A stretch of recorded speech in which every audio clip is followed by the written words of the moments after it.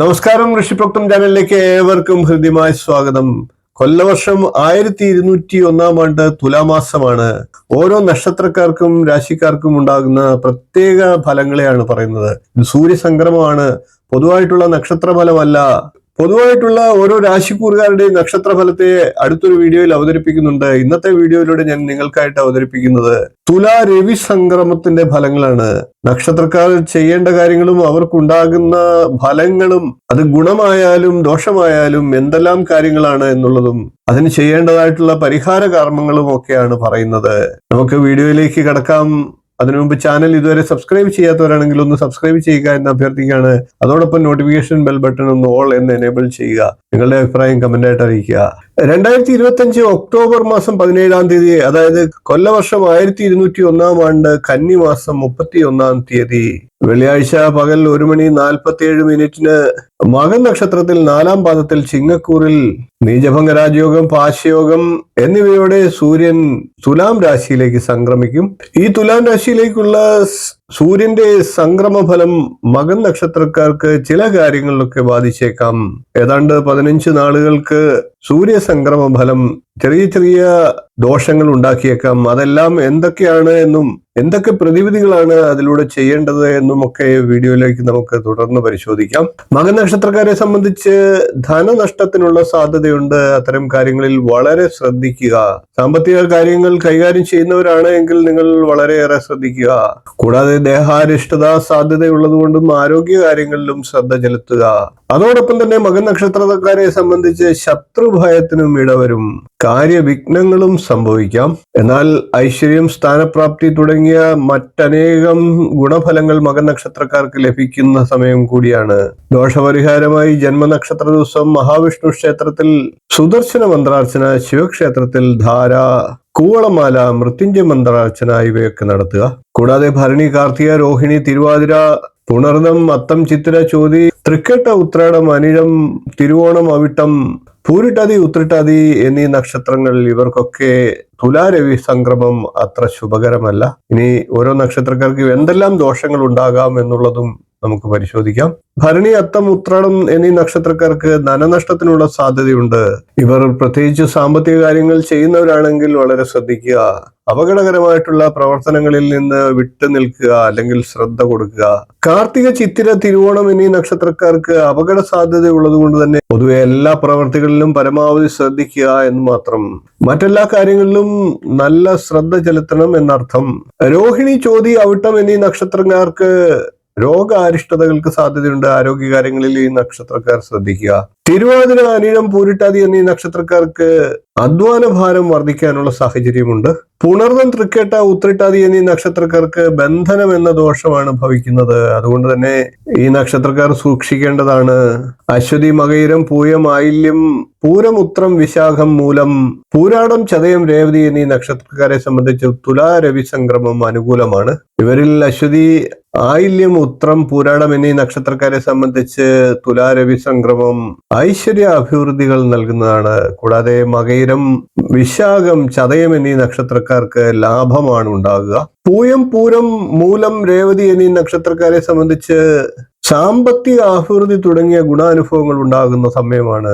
തുലാരവി സംക്രമത്തിൽ ദോഷങ്ങൾ പറഞ്ഞിട്ടുള്ള നക്ഷത്രക്കാരാണെങ്കിൽ ജന്മനക്ഷത്ര ദിവസം മഹാവിഷ്ണു ക്ഷേത്രത്തിൽ ദർശനം നടത്തുക, അവിടെ വിഷ്ണു പൂജ നടത്തുക. കൂടാതെ ശിവക്ഷേത്രത്തിൽ ദർശനം നടത്തി ജലധാര, കൂവളമാല സമർപ്പണം, പിൻവിളക്ക്, മൃത്യുഞ്ജയ അർച്ചന എന്നിവ നടത്തുക. കൂടാതെ ദേവീ ക്ഷേത്രത്തിൽ ദർശനം നടത്തി ഭാഗ്യസൂക്ത പുഷ്പാഞ്ജലി, നെയ്വിളക്ക് എന്നിവ നടത്തുക.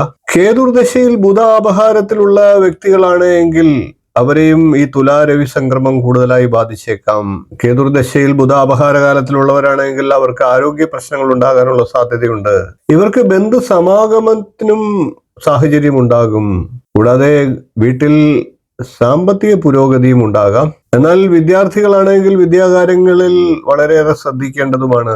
പരിഹാരമായി ശിവക്ഷേത്രത്തിൽ ദർശനം നടത്തുക, ഗണപതിക്ക് കാർഗഹോമം നടത്തുക, കറുകമാല സമർപ്പിക്കുക. കൂടാതെ ശ്രീകൃഷ്ണ ഭഗവാന് തൃക്കൈവെണ്ണ, ത്രിമധുരം എന്നിവയൊക്കെ നേദിക്കുക. കൊല്ലവർഷം 1201 തുലാമാസത്തിലെ അശുഭ ദിനങ്ങൾ ഏതൊക്കെയാണ് എന്നൊന്ന് പരിശോധിക്കാം.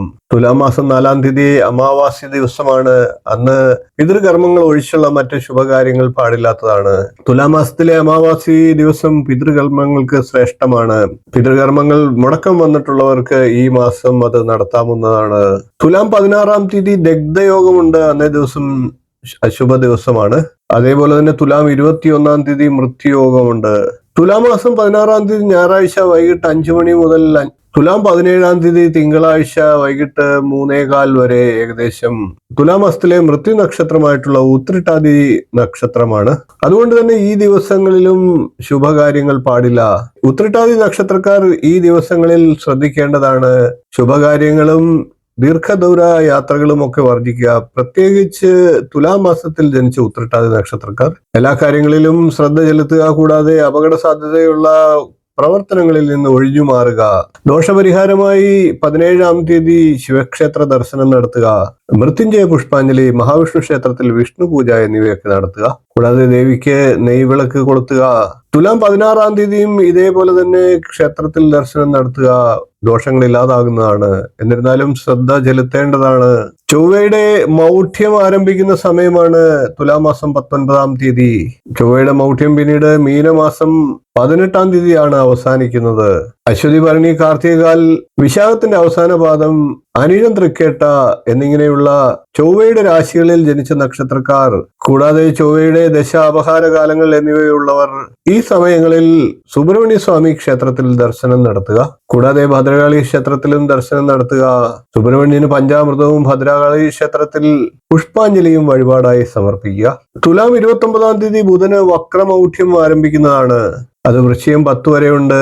മിഥുനക്കൂറിൽ വരുന്ന മകയിരം ആദ്യ പകുതി, തിരുവാതിര, പുണർദത്തിന്റെ 1/4 ഭാഗം എന്നീ നക്ഷത്രക്കാരും, കൂടാതെ കന്നിക്കൂറിൽ വരുന്ന ഉത്രത്തിന്റെ 1/4 ഭാഗം, അത്തം, ചിത്തിരയുടെ ആദ്യ പകുതി എന്നീ നക്ഷത്രക്കാരും, കൂടാതെ ബുധ ദശ അപഹാര കാലങ്ങളിൽ കഴിയുന്നവരും ഈ സമയത്ത് ശ്രീകൃഷ്ണസ്വാമി ക്ഷേത്രത്തിൽ ദർശനം നടത്തേണ്ടതാണ്. അവിടെ പാൽപായസം, തൃക്കൈവെണ്ണ, വെണ്ണ നിവേദ്യം, തുളസിമാല എന്നിവയൊക്കെ നടത്തുക. കൊല്ലവർഷം 1201 തുലാമാസം 27-ാം തീയതി ചൊവ്വ ബുധ യുദ്ധമുണ്ട്. കുജബുധ ഗ്രഹങ്ങൾ അനിഴം നക്ഷത്രത്തിൽ സഞ്ചരിക്കുമ്പോഴാണ് ഈ യുദ്ധം. ഈ യുദ്ധത്തിൽ ചൊവ്വയ്ക്കാണ് പരാജയം സംഭവിക്കുക. അതുകൊണ്ട് തന്നെ ചൊവ്വയുടെ ഈ യുദ്ധപരാജയം മേടക്കൂറുകാരായ അശ്വതി, ഭരണി, കാർത്തികകാൽ എന്നീ നക്ഷത്രക്കാർക്കും, വിശാഖത്തിന്റെ കാൽഭാഗം, അനിഴം, തൃക്കേട്ട എന്നീ വൃശ്ചികക്കൂറിൽ വരുന്ന നക്ഷത്രക്കാർക്കും, ചൊവ്വയുടെ ദശാപഹാര കാലങ്ങളുള്ളവർക്കും അത്ര നല്ലതല്ല. അതുകൊണ്ട് തന്നെ അവർ നിർബന്ധമായിട്ടും സുബ്രഹ്മണ്യ സ്വാമിക്കോ അല്ലെങ്കിൽ ഭദ്രകാളി ക്ഷേത്രത്തിലോ ദർശനം നടത്തി വഴിപാടുകൾ നടത്തേണ്ടതാണ്. അതേപോലെ തന്നെ കൊല്ലവർഷം 1201 തുലാമാസം 27-ാം തീയതി വ്യാഴത്തിന് സ്തംഭനാവസ്ഥ വരുന്നുണ്ട്. വ്യാഴത്തിന്റെ വക്രഗതി തുലാം 23, 24, 25, 26, 28 തീയതികളിലൊക്കെയാണ് പൂർണ്ണമായിട്ടും സ്തംഭനാവസ്ഥയിൽ വരിക. വ്യാഴത്തിന്റെ ഈ സ്തംഭനാവസ്ഥ പൊതുവെ രാജ്യത്തെയാണ് ബാധിക്കുക. രാജ്യത്ത് ദുരിത അനുഭവങ്ങൾക്ക് സാഹചര്യം ഉണ്ടായേക്കാം. മൂലം, പൂരാടം, ഉത്രാടം എന്നീ ധനുക്കൂറിൽ വരുന്ന നക്ഷത്രക്കാർക്കും, പൂരുട്ടാതി, ഉത്രട്ടാതി, രേവതി എന്നീ മീനക്കൂറിൽ വരുന്ന നക്ഷത്രക്കാർക്കും, വ്യാഴദശ, വ്യാഴത്തിന്റെ അപഹാരം എന്നിവയുള്ളവർക്കും ഈ വ്യാഴത്തിന്റെ ഈ സ്തംഭനാവസ്ഥ ദിവസങ്ങൾ അത്ര നല്ലതല്ല. ഈ പറഞ്ഞ ആൾക്കാരൊക്കെ തന്നെ വിഷ്ണു ക്ഷേത്രത്തിൽ ദർശനം നടത്തി വിഷ്ണു പൂജ നടത്തേണ്ടതാണ്. ഇനി നമുക്ക് ഓരോ നക്ഷത്രക്കാർക്കും തുലാ സംക്രമ ഫലം എന്ത് ഫലമാണ് നൽകുന്നത് എന്ന് ചുരുക്കത്തിൽ ഒന്ന് പറയാം. അശ്വതിക്ക് ഭാഗ്യമാണ്, ഭരണിക്ക് ധനനഷ്ടമാണ്, കാർത്തികയ്ക്ക് രോഗമാണ്, രോഹിണിക്ക് ദുരിതമാണ്, മകയിരംകാർക്ക് ഭാഗ്യമാണ്, തിരുവാതിരയ്ക്ക് പരിശ്രമമാണ്, പുണർദത്തിന് തടസ്സമാണ്, പൂയത്തിന് നേട്ടമാണ്, ആയില്യത്തിന് സമൃദ്ധിയാണ്, മകത്തിന് നഷ്ടമാണ്, പൂരത്തിന് നേട്ടമാണ്, ഉത്രത്തിന് സമൃദ്ധിയാണ്, അത്തത്തിന് ധനനഷ്ടമാണ്, ചിത്തിരയ്ക്ക് ദുരിതങ്ങളാണ്, ചോതിക്ക് ശരീരപീഡയാണ്, വിശാഖത്തിന് നേട്ടമാണ്, അനിഴത്തിന് പ്രയത്നമാണ്, തൃക്കേട്ടയ്ക്ക് സുഖഹാനിയാണ്, മൂലത്തിന് ധനലാഭമാണ്, പൂരാടത്തിന് മേന്മയാണ്, ഉത്രാടത്തിന് നഷ്ടങ്ങളാണ്, തിരുവോണത്തിന് ദുരിതങ്ങളാണ്, അവിട്ടത്തിന് ക്ഷീണമാണ്, ചതയത്തിന് നേട്ടമാണ്, പൂരിട്ടാതിക്ക് പ്രയത്നമാണ്, ഉത്രട്ടാതിക്ക് തടസ്സമാണ്, രേവതിക്ക് നേട്ടങ്ങളാണ്. ഇനി സൂര്യസംക്രമ ഫലം ഓരോ രാശിക്കാർക്കും ചെയ്യുന്ന ഫലത്തെ ഒറ്റവാക്കിൽ പറയാം. മേടൻ രാശിക്കാർക്ക് ധനനഷ്ടമുണ്ടാകാം. ഇടവൻ രാശിക്കാർക്ക് ചേർച്ചക്കുറവുണ്ടാകാം. മിഥുനം രാശിക്കാർക്ക് സർക്കാരിൽ നിന്ന് നേട്ടങ്ങൾ ഉണ്ടാകാം. കർക്കിടകൻ രാശിക്കാർക്ക് ദുഃഖമുണ്ടാകാം. ചിങ്ങം രാശിക്കാർക്ക് ഐശ്വര്യമുണ്ടാകാം. കന്നി രാശിക്കാർക്ക് രോഗമുണ്ടാകാം. തുലാം രാശിക്കാർക്ക് നേട്ടങ്ങൾ ഉണ്ടാകാം. വൃശ്ചികം രാശിക്കാർക്ക് വിജയങ്ങൾ ഉണ്ടാകാം. ധനുരാശിക്കാർക്ക് ഐശ്വര്യമുണ്ടാകാം. മകരൻ രാശിക്കാർക്ക് ഖേദമുണ്ടാകാം. കുംഭം രാശിക്കാർക്ക് മനസ്സുഖമുണ്ടാകാം. മീനൻ രാശിക്കാർക്ക് ഐശ്വര്യമുണ്ടാകാം. നക്ഷത്രക്കാർക്ക് പറഞ്ഞിരിക്കുന്ന ഫലങ്ങളിൽ നിന്ന് ചിലപ്പോൾ വ്യത്യസ്തമായിട്ടായിരിക്കും രാശിക്കാർക്കുള്ള ഫലങ്ങൾ വരിക.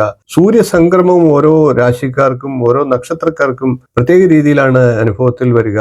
നക്ഷത്രക്കാർക്ക് പറഞ്ഞിട്ടുള്ള ആ അനുഭവങ്ങൾ വരുമ്പോൾ തന്നെ രാശിക്കാർക്ക് പറഞ്ഞിട്ടുള്ള ഗുണാനുഭവങ്ങളും അല്ലെങ്കിൽ അനുഭവങ്ങളും ലഭിക്കുന്നതാണ് ഒരേപോലെ തന്നെ. സൂര്യസംക്രമം മൂലമുള്ള ഫലങ്ങളാണ് ഈ പറഞ്ഞത്. കൊല്ലവർഷം 1201 തുലാം മാസത്തിലെ സമ്പൂർണ്ണ നക്ഷത്രഫലം ഓരോ രാശിക്കൂറുകാരുടെയും പ്രത്യേകം നമുക്ക് അടുത്തൊരു വീഡിയോയിൽ പരിശോധിക്കാം. ഈ വീഡിയോ ഇഷ്ടപ്പെട്ടുവെങ്കിൽ ഒന്ന് ലൈക്ക് ചെയ്യുക, ഷെയർ ചെയ്യുക, ചാനൽ ഒന്ന് സബ്സ്ക്രൈബ് ചെയ്യുക, നിങ്ങളുടെ അഭിപ്രായം കമന്റായിട്ട് അറിയിക്കുക. ഇനിയും ഇതുപോലുള്ള നല്ല നല്ല വീഡിയോകളുമായി നമുക്ക് വീണ്ടും കാണാം. നന്ദി, നമസ്കാരം, ശുഭദിനം.